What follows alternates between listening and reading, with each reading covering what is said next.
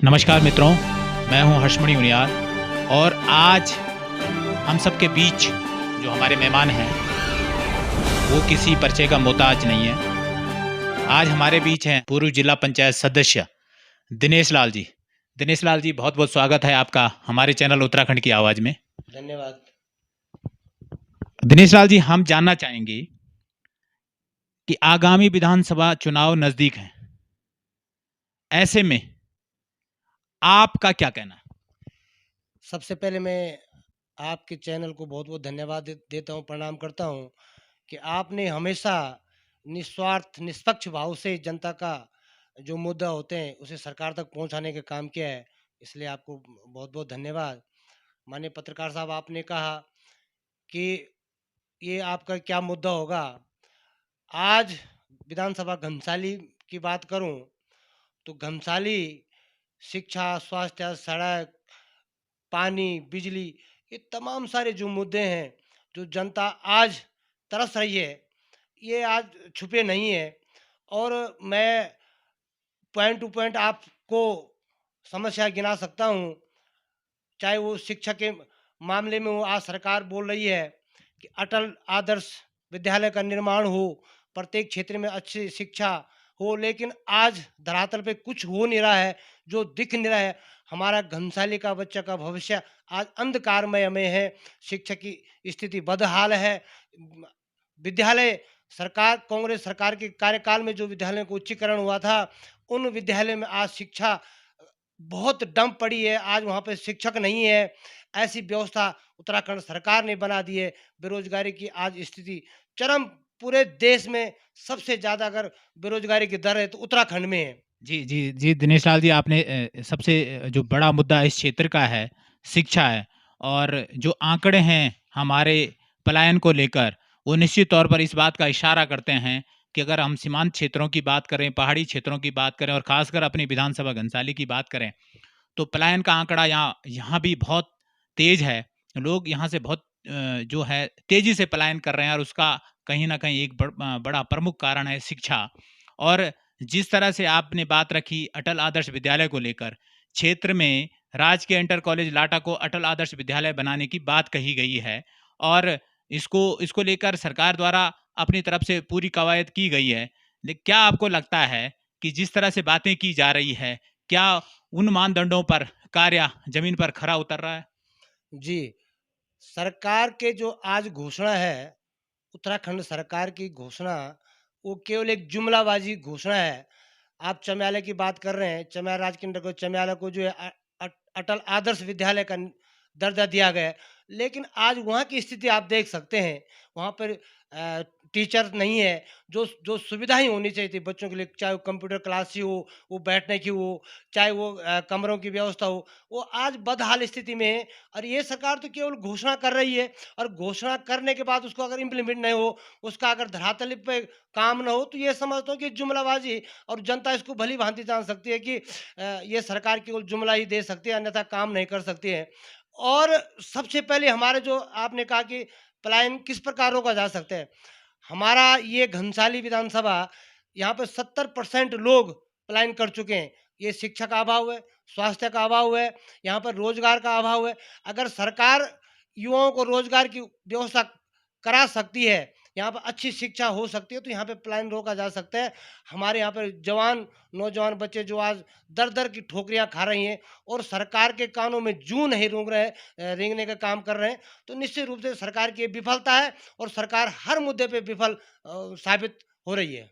जी, दिनेश लाल जी, आपने सही मुद्दा रखा, क्षेत्र की तमाम समस्याओं पर गौर किया। लेकिन जिस तरह से हमने उत्तराखंड का हाल देखा है कि यहाँ बारी-बारी से कांग्रेस और बीजेपी ने राज किया है। तो क्या आपको नहीं लगता है कि केवल इसके लिए केवल बीजेपी ही ज़िम्मेदार है?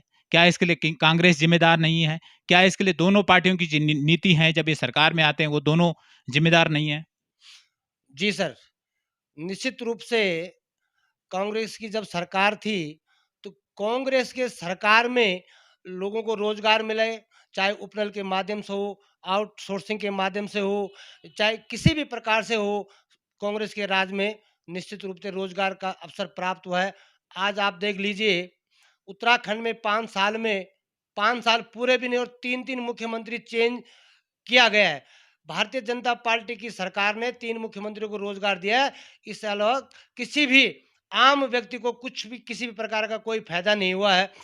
मैं आपसे के माध्यम से, आपके चैनल के माध्यम से स्वास्थ्य की बात करूँ, तो हमारे जो कांग्रेस की सरकार थी, हमारे यहाँ पे बिलेश्वर में एक सामुदायिक स्वास्थ्य केंद्र है, उसको पीपी मोड में डाल दिया है।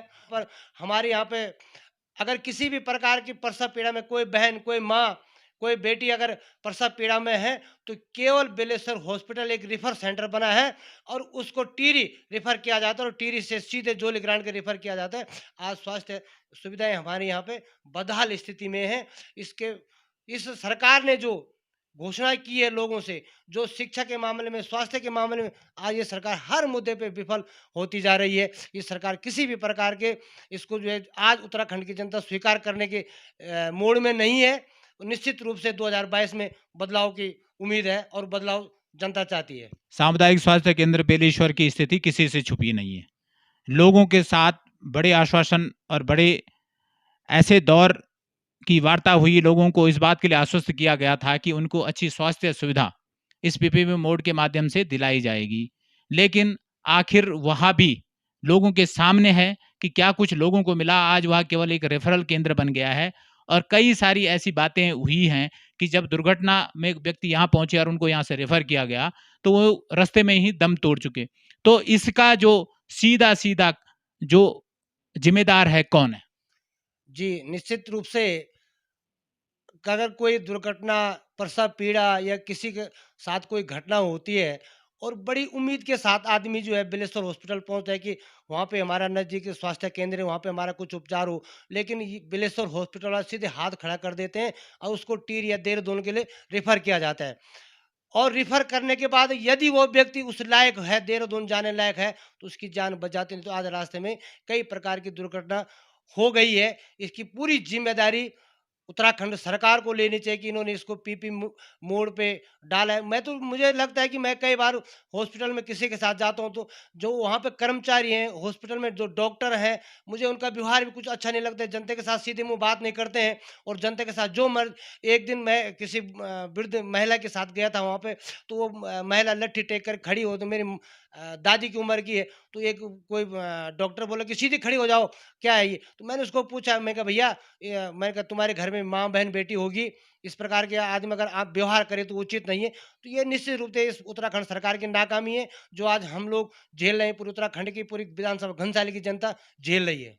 जी, आपने जो बात रखी वो कहीं न कहीं सार्थक है। जिस तरह से सामुदायिक स्वास्थ्य केंद्र बेलेश्वर को लेकर बातें उठती है, जिस तरह से इस अस्पताल की जो व्यवस्था है वो किसी से छुपी नहीं है।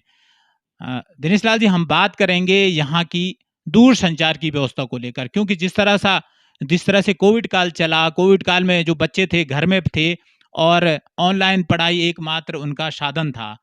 क्या कुछ कहना है कि जब यहाँ पर दूरसंचार के जो साधन हैं, खास तौर पर अगर हम बीएसएनएल की बात करें, वो पूरी तरह से धराशायी, वो व्यवस्था पूरी तरह से धराशायी हो चुकी है। तो क्या कुछ कहना है आपको इस मामले को लेकर? निश्चित रूप से सर, जिस प्रकार आज मेक इन इंडिया का नारा सरकार दे रही है और डिजिटल इंडिया का नारा सरकार दे रही है, आज देश चंद्रमा की ओर पहुंच चुका है और हमारी घनसाली की इतनी दुर्दशा है, इतनी बुरी स्थिति है, जहाँ पे हम मोबाइल पे बात नहीं कर पाते हैं, वहाँ हम मोबाइल ऑनलाइन पढ़ाई की व्यवस्था कैसे, किस उम्मीद से हम ये बात रख सकते हैं कि हमारे बच्चे ऑनलाइन पढ़ाई करें। कोविड काल में आपने देखा होगा, सरकार का सीधे निर्देश था कि ऑनलाइन पढ़ाई होगी, लेकिन गंगी, ग्वाली, मेड, मरवाड़ी, ये हमारा ऊपर वाला क्षेत्र, कुंडी बरस वाला क्षेत्र, जहाँ पे हम फ़ोन पे बात नहीं कर सकते हैं, उस जगह पे हम ऑनलाइन पढ़ाई की कैसी व्यवस्था, किस प्रकार की उम्मीद कर सकते हैं। परसों माननीय मुख्यमंत्री जी घनसाली आए और चम्याले में मुख्यमंत्री जी का आगमन हुआ, बड़ा भव्य साथ में इनका स्वागत हुआ और बीएसएनएल जो हमारी सरकारी संस्था है, सरकारी जो हमारी सरकारी संस्थाएँ हैं, उसको सरकार ने बेचने का काम कर दिया है और परसों मुख्यमंत्री के आते ही बीएसएनएल खुल गया और बराबर सेवा दे रहा था। मुख्यमंत्री जी के जाने के बाद वो बीएसएनएल फिर बंद हो गया। महीनों-महीनों तक 2-2 महीनों तक बीएसएनएल की सेवा ठप रहती है। इसमें कहीं न कहीं सरकार की बहुत बड़ी नाकामी है। ये सरकार केवल और केवल निजीकरण में अपना स्वार्थ समझ रही है। जनता का हित इसमें किसी भी प्रकार का जनता को लाभ हो, ना हो, हानि हो, कुछ हो, इस प्रकार सरकार का लेना-देना नहीं है। और केवल जो अपने जो इनके हित में हो, वो सबसे अच्छी बात है, और जो इनके हित में ना हो, उनके लिए कि जनता बड़ी नहीं, इनका जो अपना हित हो, वो सर्वोपरि है। दिनेश लाल जी, आपने शिक्षा की बात की। जब कोविड काल चल रहा था, तो जितने भी प्राइवेट स्कूल जितने भी थे, वो बहुत बड़े संकट से गुज़र रहे थे। क्योंकि जो लोग जिनके बच्चे वहाँ पढ़ते हैं, उनके जो है रोज़गार के साधन बंद हो चुके थे। ऐसे में वो लोग अपने घरों की ओर आ गए, और ऐसे में जो सबसे बड़ी दिक्कत जो उन लोग परिवारों के साथ-साथ जो शिक्षा के मंदिर थे, उनको भी आन पड़ा। क्योंकि उनके पास भी समस्याएँ खड़ी हो गई। उनको अपने टीचरों के लिए धन की राशि नहीं थी। ऐसे में सरकार द्वारा कोई मदद नहीं पहुँचाई गई। चाहे वो किसी भी प्रतिनिधि की बात करें, किसी के द्वारा कोई उनका संज्ञान नहीं लिया गया, और ऐसे स्कूलों की ओर ध्यान नहीं दिया गया, जिससे जो वहाँ पर पढ़ाने वाले शिक्षक थे, उनके सामने एक बहुत बड़ा आर्थिक दौर गुज़रा।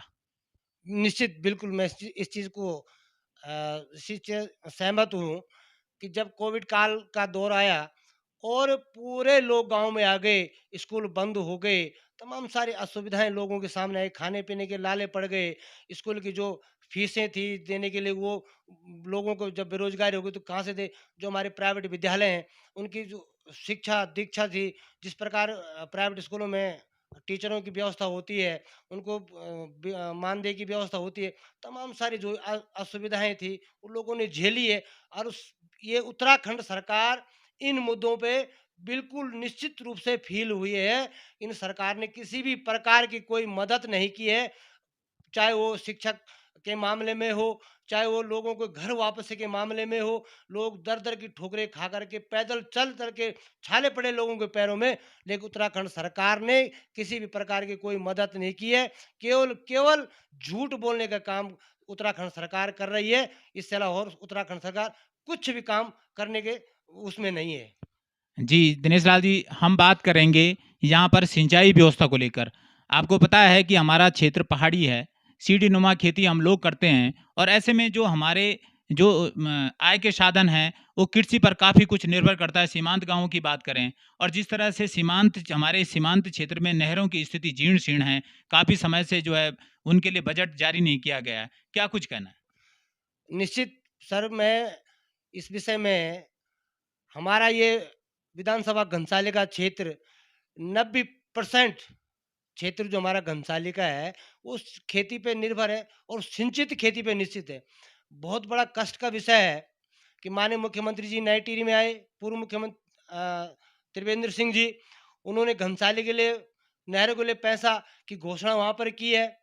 धामी जी भी आए हैं, उन्होंने भी पिछले बार टिहरी में घोषणा की है, लेकिन बड़ा कष्ट होता है कि इन लोगों ने जो है केवल एक मज़ाक के तौर पे हम लोगों को समझ रखा है, जनता को समझ रखा है। यह घनसाली क्षेत्र 90% क्षेत्र कृषिनुमा क्षेत्र है। इसमें हमारे जो नहर है, नहर के रख-रखाव के लिए पैसा सरकार से आज तक एक भी रुपया नहीं मिला है। कुछ परसेंट लोगों ने, जो हमारे ठेकेदार लोग हैं, उन्होंने अपने संसाधनों के साथ में नहरों का रख-रखाव फिलहाल कर रखा है, और सरकार के द्वारा, विभागों के द्वारा ये भी निश्चित किया गया है कि आपको जो है समय पे भुगतान किया जाएगा। लेकिन बड़ा कष्ट होता है कि 4-4 साल हो गए और इस सिंचाई गुलों में पैसा नहीं है। इन ठेकेदार जिन्होंने काम करवाया है, उनको पैसा नहीं मिल रहा है। तो बहुत दिनेश लाल जी, हम जानना चाहेंगे, एक तरफ सरकार दावे करती है कि किसानों की आय दुगनी की जाएगी, और जब सिंचाई के नहर जो हैं उनकी स्थिति ऐसी है, आप कह रहे हैं कि ठेकेदारों को पैसा नहीं मिला है, तो कैसे आखिर काश्तकारों की आय दुगनी होगी? सर, इसमें तो ये केवल एक लोगों को लुभाने वाली बात की है। माननीय मुख्यमंत्री जी जब टिहरी में आए कि अस आ आमदनी दुगनी कैसे होगी? हमारे खेतों को पानी नहीं मिलेगा, हमारी वहाँ पर सिंचित खेत जो है वो बंजर पड़ी है, हमारी आमदनी दुगनी कैसे होगी? ये सरकार तो केवल बोल देती है और बोलने में ये तो वैसे एक ढोलक बजाने वाली बात है, आए और बाज़ार में ढोलक बजा के अपने गुनगुनाए, अपने गाने बजाए और अपने चल दिए। आज स्थिति देख लिया, ये कुठियाड़ा नहर की स्थिति देख लीजिए आप, हमारे जो एक तमाम सारी जो इतनी ये बिलेश्वर वाली नहर की स्थिति देख लीजिए आप, हमारे ये खेत बंजर पड़े हैं। सरकार को तो इसमें सोचना चाहिए कि अगर एक तरफ तुम दावा करते हैं कि हम लोग जो है किसानों की आय दुगनी कर देंगे, दुगनी कहाँ से दुगनी होगी? अगर उन खेतों को पानी मिलेगा, उन खेतों को हरी-भरी अगर हमारी खेती हो, तो हम लोग अपने खेतों पे निर्भर हैं। लेकिन आज वो स्थिति हो गई कि हमारे खेतों बंजर की स्थिति में तैयार हो गई है। जी, दिनेश लाल जी बिल्कुल सही कहा। जिस तरह से कृषि की अगर हम बात करें, सिंचाई की नहरों की स्थिति खराब है, जो जितने भी जंगली जानवर हैं, हमारी खेती को नुकसान पहुँचा रहे हैं। अब बात करते हैं पेयजल की। क्या कुछ कहना है? पेयजल की जो दुर्दशा है, ख़ास तौर पर केमर घाटी, वो किसी से छुपी नहीं है। जो 4 महीने गुज़रते हैं बरसात के, लोगों को गंदा पानी के सिवाय कुछ नहीं मिलता है। वो पानी इतना गंदा होता है कि उससे कपड़े भी नहीं धुले जा सकते। क्या कुछ कहना है? धन सिंह रावत जी श्रीनगर में आए थे और वो एक विधायक श्रीनगर के, लेकिन मंत्री वो पूरे प्रदेश के हैं। मुझे उस पे कोई आपत्ति नहीं कि उन्होंने अपने श्रीनगर के लिए 20 लीटर की मुफ्त पानी की बात की थी। उन्हें तो कम से कम, वो मंत्री हैं, पूरे प्रदेश के मंत्री हैं, उन्हें तो पूरे प्रदेश की बात करनी चाहिए थी कि उनकी अपनी मर्ज़ी है। मैं घंसाली की बात करूँ, सरकार का आज सरकार ने कहा कि हर घर जल, हर घर नल होगा, लेकिन नल तो हर घर में पहुँच गया, लेकिन जल किसी भी घर में नहीं है। चमियाला घंसाली की बात मैं करूँ, यहाँ के लोग पानी के बिना तरस रहे हैं। बहुत परेशानी झेल रहे हैं लोग। बरसात में जो पानी हमारे पशु, हम उनको नहीं पिला सकते हैं, उस पानी के लिए घंसाली और चमाली की जनता लालच रहती है। और जिस पानी से हम कपड़े धुलने उचित नहीं समझते कि इस पानी से हम कपड़े धुलें, उस पानी के पीने के लिए आदमी मजबूर होता है। ये स्थिति घंसाली और चमियाले की है। चमियाला बाज़ार में गंदा पानी आता है, घनसाली में पानी की बहुत बुरी स्थिति है। ये स्थिति कौन सुधारेगा, क्या सुधारेगा? ये ऐसे हाल सरकार के हैं कि केवल हर घर जल और हर घर नल, इसमें जो है पानी की व्यवस्था नहीं है। पानी नल तो इन्होंने बाँट दिया, लेकिन स्रोत से आने वाला पानी वही है जो पहले था। अगर स्रोत से पानी बढ़ता है तो हर घर जल की व्यवस्था हो सकती है, लेकिन ये इस प्रकार का नहीं। इन्होंने केवल रास्ते में पाइप को जोड़ने का काम किया, हर घर नल दे दिया, लेकिन पानी किसी भी घर में नहीं है। जी, आपने बिल्कुल सही बात कही कि पेयजल की जो स्थिति है, केमर घाटी और अन्य जो इलाके हैं, वो बहुत बुरी दौर से गुज़र रही है। हर घर जल, हर घर नल की बात करें, लोगों के घर में नल तो पहुँच गए होंगे, लेकिन जल के लेकर बड़ी विकट समस्या खड़ी है। अब इस बार सर्दियों का टाइम है, सर्दियों में भी पहले ऐसी समस्याएँ नहीं होती, अब सर्दियों में भी पानी को लेकर कटौती चल रही है। और ये एक एक कहीं न कहीं एक सवालिया निशान है कि लोगों को पानी के लिए जो है दर-दर भटकना पड़ रहा है। अब हम बात करते हैं बिजली को लेकर। चमियाला में बड़ी मुश्किल से जो है चमियाला बाज़ार के ऊपर कांगड़ा सड़क पर पावर हाउस का काम शुरू हो चुका है, लेकिन अभी भी बिजली कटौती को लेकर लोग परेशान हैं, जबकि सरकार दावे करती है 24 घंटे बिजली देने की। तो आप क्या कहेंगे? जी सर, निश्चित रूप से पहले तो हम इस जनपद टिहरी के मूल निवासी हैं और इतना बड़ा विशाल डैम हमारे जनपद और हमारे पानी से बना है, और इस डैम से हमको किसी भी प्रकार का फ़ायदा नहीं है। मैं तो सरकार से ये माँग करता हूँ कि डैम में घंसाली के लोगों को 24 घंटा आवागमन की सुविधा उपलब्ध हो, और जो उस सरकार उतरा हमें इस डैम से मिला क्या है? हमको केवल परेशानी, आने-जाने में हम लोगों को दिक्कत। घंसाली के लोगों को, टिहरी के लोगों को डैम से मुफ़्त बिजली मिलनी चाहिए।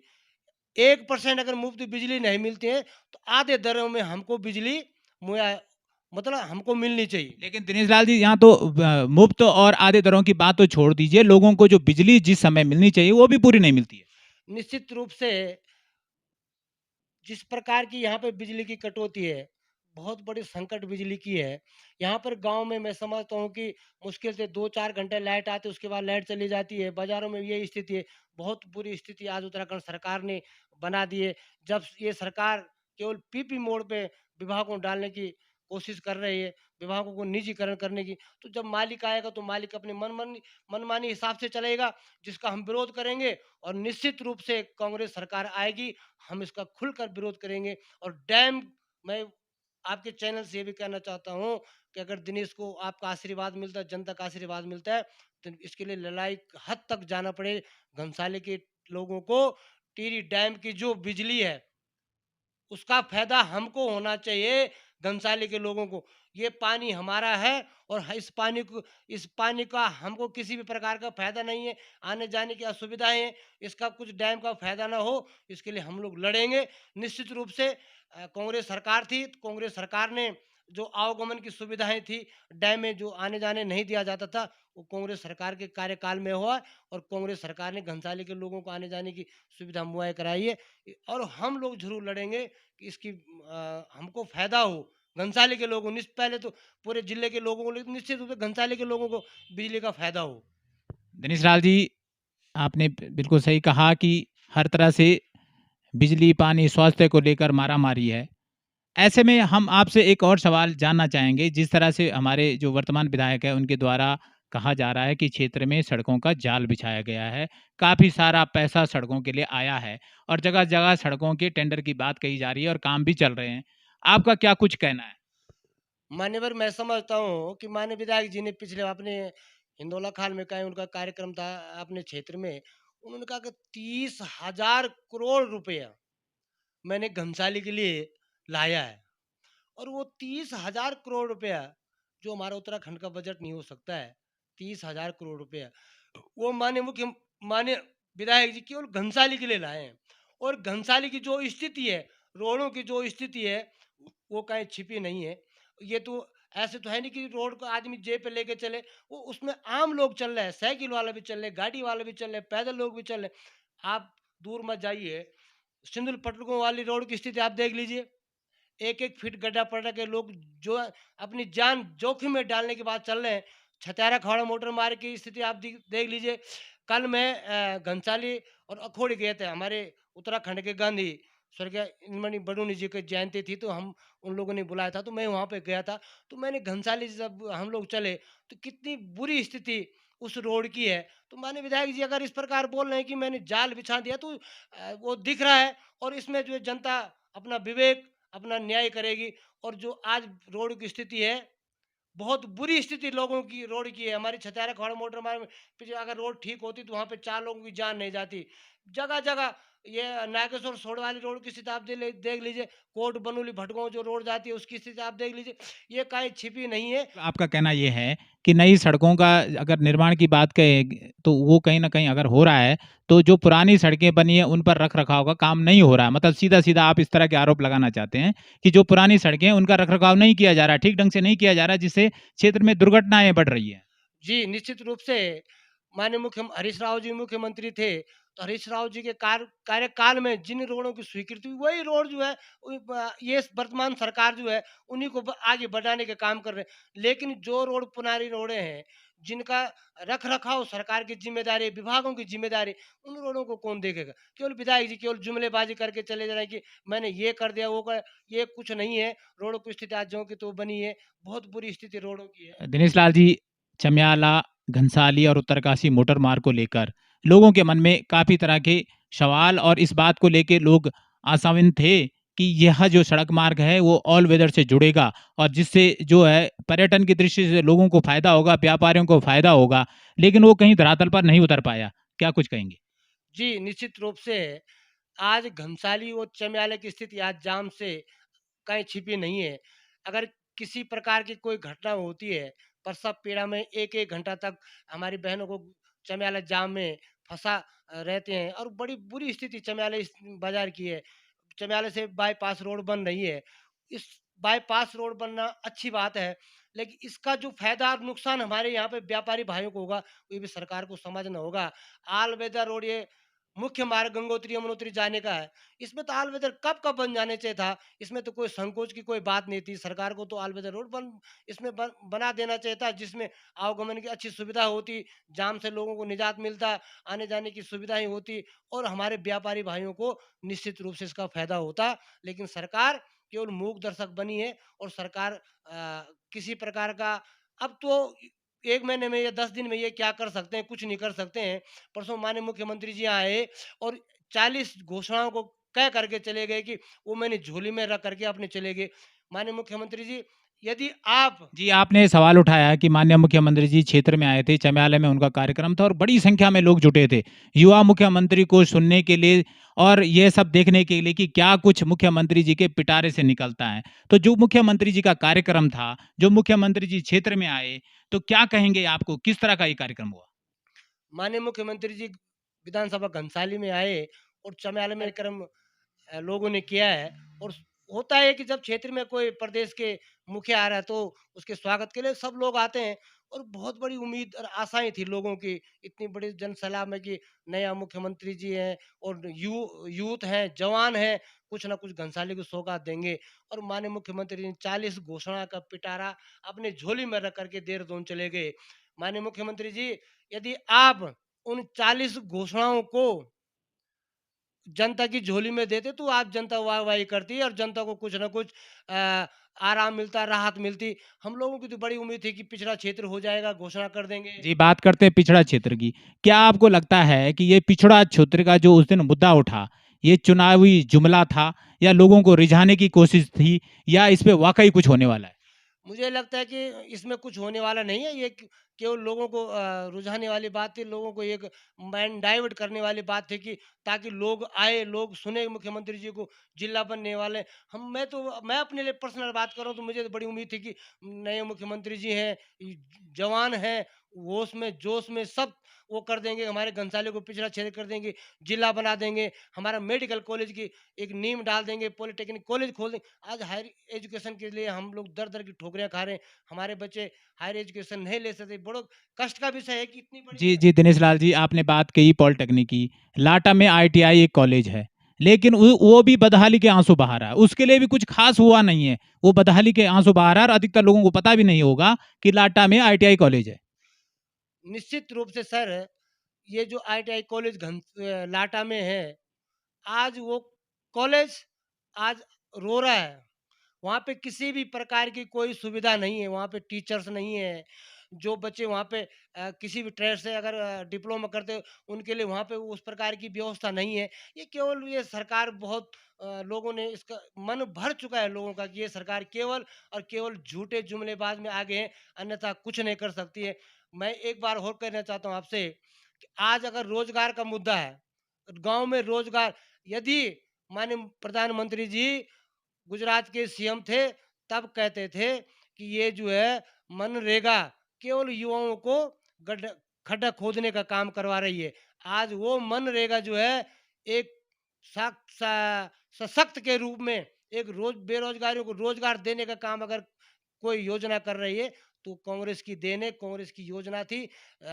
रोजगार गारंटी के तहत लोगों को आज रोजगार मिल रहा है और निश्चित रूप से लोग उसका फायदा भी उठा रहे हैं। अन्यथा आज उत्तराखंड की वो स्थिति है, प्रधान लोग गांव में डर के मारे नहीं जा रहे हैं। इनका 2-2 साल, 1-1 साल से पेमेंट नहीं हो रहा है। लेकिन 2 साल प्रधान के कार्यकाल हो गए हैं और जब प्रधान शपथ ग्रहण के बाद किसी काम के लिए रोजगार गारंटी में अगर उन्होंने अपनी एक फाइल लगाई और 2 साल पूरे होने पर उस ग्राम सभा का पेमेंट नहीं हुआ है, तो निश्चित रूप से प्रधान घबराए हुए हैं। लोग जनता आक्रोशित है कि आप लोग देख लीजिए कि गाँव में प्रधान लोग, मैं कई पूरे क्षेत्र भ्रमण कर चुका, लोग डर रहे हैं कि यार भाई साहब अभी हमारा पेमेंट, नेताजी पेमेंट। मेरी कई बार इस संबंध में अधिकारियों से संवाद भी होता है कि भाई समय पे लोगों का पेमेंट हो जाना चाहिए। लेकिन अधिकारियों को भी कहना है कि जब समय से पैसा आएगा साहब तो हम पेमेंट कर देंगे।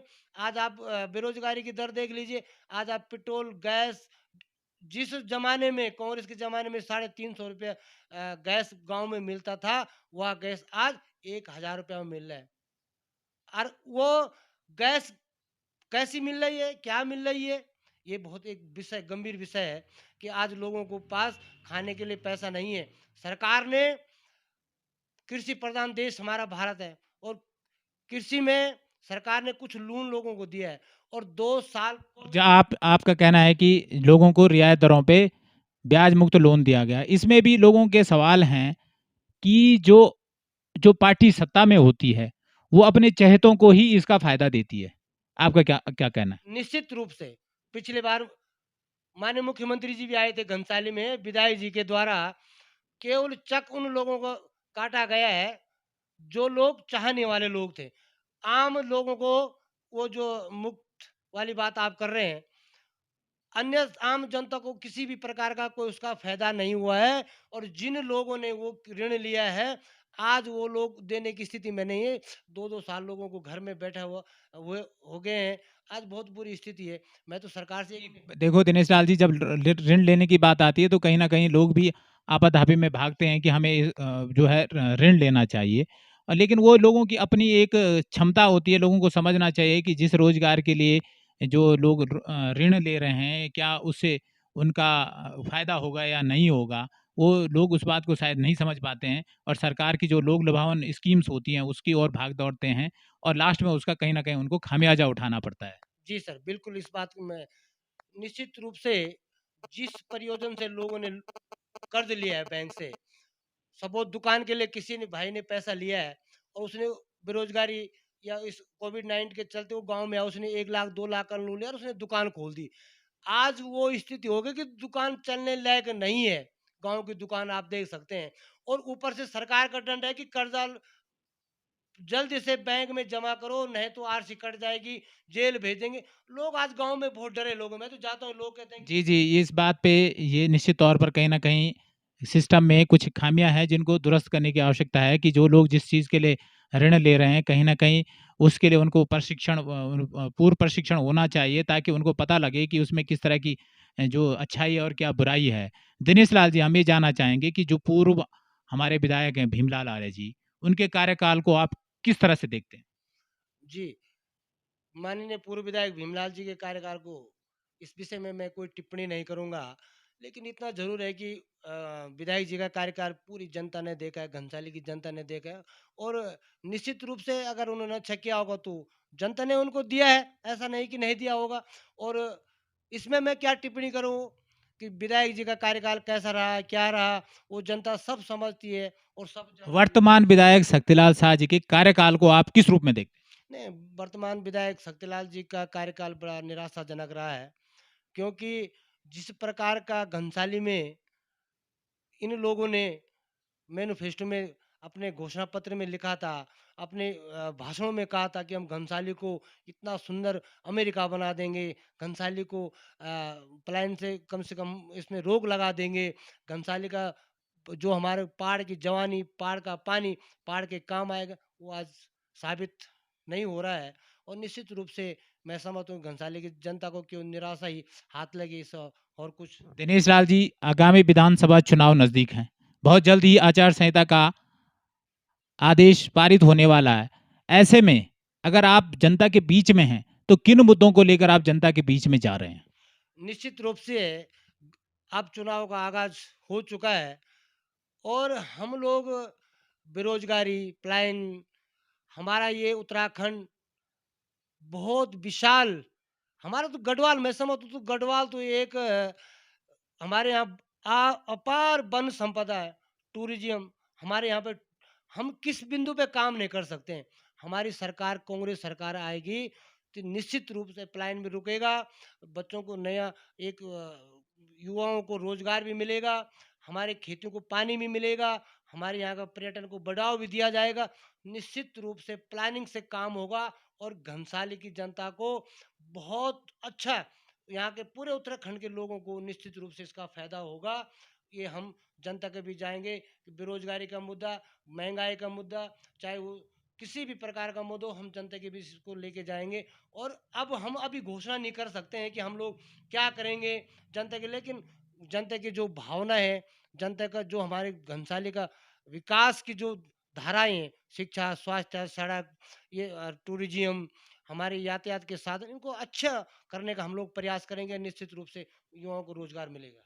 दिनेश लाल जी, एक आखिरी सवाल और बहुत महत्वपूर्ण सवाल।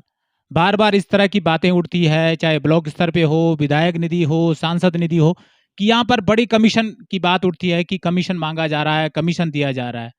आप इस मामले को किस तरह देखते हैं? निश्चित रूप से मुझे भी जिला पंचायत रहने का सौभाग्य प्राप्त हुआ आप लोगों के आशीर्वाद से। तो मैं तो चाहूँगा कि घनसाली या पूरा प्रदेश आज इतना इतना करप्ट हो चुका है कि बिना घूस दिए किसी भी काम को करना सरलता में नहीं निपटा जा सकता है।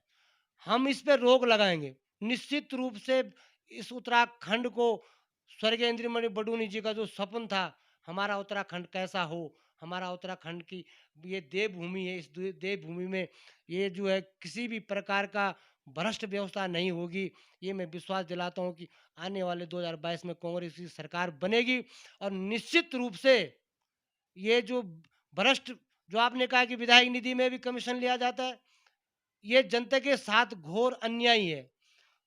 अरे वो निधि किसी विधायक की निधि नहीं, वो जनता का पैसा है और जनता का पैसा टैक्स के रूप में सरकार के खाते में जाता है और उस पैसा को फिर विधायक अपने निधि मानता है कि वो मेरी निधि है, मैं जिसको मर्जी दूं, जिसको मर्जी जो मर्जी करूं। ये सरासर गलत है, इस पे रोक लगा दी जाएगी। अगर आपको आगामी चुनाव में मौका मिलता है, पार्टी आपको टिकट देती है, जनता का आशीर्वाद मिलता है, तो आप इस तरह के जो कमीशन की बात हो रही है, इस पर अपने स्तर से किस तरह लगाम लगाएंगे? निश्चित रूप से विधानसभा घनसाली में कमीशन मुक्त घनसाली बनाऊंगा, ये मैं विश्वास दिलाता हूँ। किसी प्रकार की विधायक निधि में कमीशन नहीं जाएगा। आज आज तो आपने देख लिया कि विभागों में पीडब्ल्यूडी में विधायक जी की चिट्ठी पे ठेकेदारों को काम मिल रहा है। हमारे छोटे ठेकेदार कहाँ जाएंगे? बड़े बड़े ठेकेदारों को सीधे शासन में ही उनको सीधे विधायक जी फोन कर रहे हैं कि चीफ को कि मेरा आदमी मारे उसका। ये आप एक बड़ा आरोप लगा रहे हैं कि विधायक जी की चिट्ठी के आधार पर ठेकेदारों को काम मिल रहा है। ये कहीं न कहीं एक बड़ा सवाल है, जिसका हम विधायक जी से भी जवाब जानना चाहेंगे कि क्या इस बात में कितनी सच्चाई है? निश्चित रूप से सर, आप तो पत्रकारिता स्वतंत्र पत्रकार हैं आप पूछ सकते हैं। आज घनसाली में जो हो रहा है, आम काम मिल रहे हैं। बड़े ठेकेदारों को सीधे ऊपर से टेंडर प्रक्रिया, केवल एक घोषणा हो रही है कि टेंडर हो गया, लेकिन जिसको मंत्री जी कह रहे हैं, जिसको विधायक जी कह रहे हैं, उन्हीं को काम मिल रहा है। छोटे ठेकेदारों को काम मिल, छोटे ठेकेदारों को तो भूखमरी की स्थिति पैदा हो गई, सड़क पे उनके बच्चे आ गए आज। ऐसी स्थिति इस सरकार ने बना दी है। हम लोग जब भी जिला पंचायत सदस्य हैं, हमने इसका तब भी विरोध किया कि ये छोटी-छोटी निविदाएँ होनी चाहिए। जो हमारे छोटे-छोटे ठेकेदार हैं, अगर तो हमारे छोटे ठेकेदार को काम मिलते तो उसमें हमारे 4 भाई जो मज़दूर हैं उनको भी रोज़गार मिलेगी। और बड़े-बड़े ठेकेदार लखनऊ, इलाहाबाद से आ रहे हैं, उनकी लेबर भी वहाँ से आ रहे हैं, उनका पूरा जत्था वहाँ से आ रहे हैं। हमारे लोगों को हाथ कुछ नहीं मिल रहा है। हम ये भी कि वो राशन भी उनकी जो हमारे लाला जो हमारे जो यहाँ पे लाला लोग उनको उनके दुकान से वो राशन भी नहीं ले रहे हो, उनकी राशन रिस्क दे रहे, तो उन हरिद्वार से आ रहे हैं। तो इसका कोई फ़ायदा हमको नहीं हो रहा है। इस पे रोक लगाने के हम लोग प्रयास करेंगे और निश्चित रूप से रोक लगा दी जाएगी। दिनेश लाल जी, जिस तरह से ये चुनावी साल है और हर बार जब भी चुनावी साल होता है, जो लोग सत्ता में होते हैं, चुनावी साल में कई तरह की घोषणाओं की बौछार की जाती है। तो सवाल यह है कि आखिर 4 साल सरकार करती क्या है? निश्चित रूप से मैं समझता हूँ कि कांग्रेस सरकार ने जो घोषणा की होगी और जो घोषणा करेगी, वो निश्चित रूप से पूरी होती है। चाहे वो कोई भी मुद्दा हो, आप एक मुद्दा को ले लिए। मैं समझता हूँ कि कांग्रेस सरकार, पिछले बार जब कांग्रेस सरकार आई थी तो विधवा पेंशन की बात हुई, गोरा कन्या धन योजना की बात। उत्तराखंड में कांग्रेस की सरकार थी और जो 400 पेंशन, वृद्ध पेंशन मिलती थी, विधवा पेंशन मिलती थी, उसको कांग्रेस सरकार ने 1000 करने का काम किया है। दूसरा, गोरा कन्या। इस बार भी दिनेश लाल जी, सरकार ने कई मदों में वृद्धि की है। भले ही लोगों ने उसके लिए आंदोलन का सहारा लिया हो, लेकिन सरकार कहती है कि हमने कई मदों में वृद्धि की है, वो चाहे ग्राम प्रधान के मानदेय को लेकर हो या अन्य चीज़ों को लेकर। जी, कुछ नहीं किया है इन्होंने। इन्होंने केवल अभी तक कुछ नहीं मिल रहा है। डीलर लोग कितने दिन से हड़ताल पे चले, 2 महीने तक उनका कुछ फ़ायदा नहीं हुआ बेचारों को। उनका 4-4, 2-2, 3-3 साल का पेमेंट रुका है। अभी ये जो हमारे युवा बच्चे हैं, प्रेरक में लगे थे कांग्रेस सरकार टाइम पे कि साक्षर भारत को घर-घर शिक्षा के, हमारे जो वृद्ध हैं लोग हैं, हमारे जो माताएँ हैं, जो अनपढ़ बहनें हैं, उनको किस प्रकार का हम साक्षर करें। इसके लिए जो है कांग्रेस सरकार ने एक प्रेरकों की नियुक्ति की थी। और निश्चित रूप से जो है उसका फायदा जनता को मिल भी रहा था। ये सरकार आते प्रेरकों को बाहर कर दिया। ये सरकार केवल घोषणा है और ये कुछ नहीं कर सकती है, केवल घोषणाएं चलाओ, कुछ नहीं कर सकती। मैं इसमें एक बात डाल रहा था कि गोरा कन्या धन योजना का पैसा 25 साल मिलता था और कांग्रेस सरकार आते ही उसका पैसा 50 साल हो गया। आज उस बेटी को जिसने इंटर दिया है उसको 50,000 मिल रहे हैं। इन्होंने इसको भी चेंज कर दिया है। इन्होंने अभी टुकड़ों में बाँट दिया है। एक मुश्त रकम 50,000 नहीं दे रहे हैं, बल्कि 10,000 करके और समाज कल्याण से मिलता था, इन्होंने किसी दूसरे डिपार्टमेंट को दे दिया है। एक दूसरी बात, इन लोगों ने क्या कर दिया कि जिन बच्चों ने 18-19 में इंटर दिया था 19 में इंटर दिया था कोविड-19 के, ये बच्चे ये बालिका वंचित रह गई। हमने माँग उठाई चाहे वो मीडिया के माध्यम से हो, मैं एक बार माननीय मुख्यमंत्री जी को इस विषय में मिला कि इन बच्चों को इसका लाभ हो। और इन्होंने एक टाइम पीरियड बना दिया कि अगर 30 दिसंबर तक इसकी लास्ट डेट है, अगर 30 दिसंबर तक ये फॉर्म जमा नहीं होगा तो ये बालिका वंचित रह जाएगी। जबकि यहाँ की भौगोलिक परिस्थिति इस प्रकार से है कि गेवाली से आदमी आता है तो घंसाली आते आते उसको जो है 2 बज जाते हैं, अधिकारी कर्मचारी लंच पे चले जाते हैं, उसको वहीं रहना पड़ता है, अगले दिन उसका काम नहीं होता, कई दिनों तक वो बेचारा चक्कर मारता रहता है। तो सरकार को इस पर भी सोचना की विषय की बात है कि प्रत्येक लोगों को इसका फायदा हो, आम जनता को इसको फायदा हो। गरीब बेटी की शादी के लिए 10,000 मिलता था, कांग्रेस की सरकार आते ही उसको जो 50,000 किया गया, और आज उसका फायदा लोग उठा भी रहे हैं। हमारे नेता प्रतिपक्ष जी भी सदन में, श्री प्रीतम सिंह जी, इस चीज को, जनता की जो समस्याएं हैं, जनता की जो मूलभूत सुविधा है, उसको लेकर बार बार सरकार को जगाने का काम करते हैं, सरकार की नींद खोलने का काम करते हैं। और निश्चित रूप से हमारे इस समय बहुत प्रचंड बहुमत के साथ में कांग्रेस की सरकार बन रही है, और इसका फायदा पूरी जनता को होगा, पूरे उत्तराखंड को होगा। दिनेश लाल जी, आखिरी जाते-जाते एक आखिरी सवाल। आप कांग्रेस के कार्यकर्ता हैं और आप कांग्रेस से उम्मीद लगाए बैठे हैं टिकट को लेकर। लेकिन अगर आपको वहाँ से टिकट से मायूसी हाथ लगती है, तो उस अवस्था में क्या करेंगे?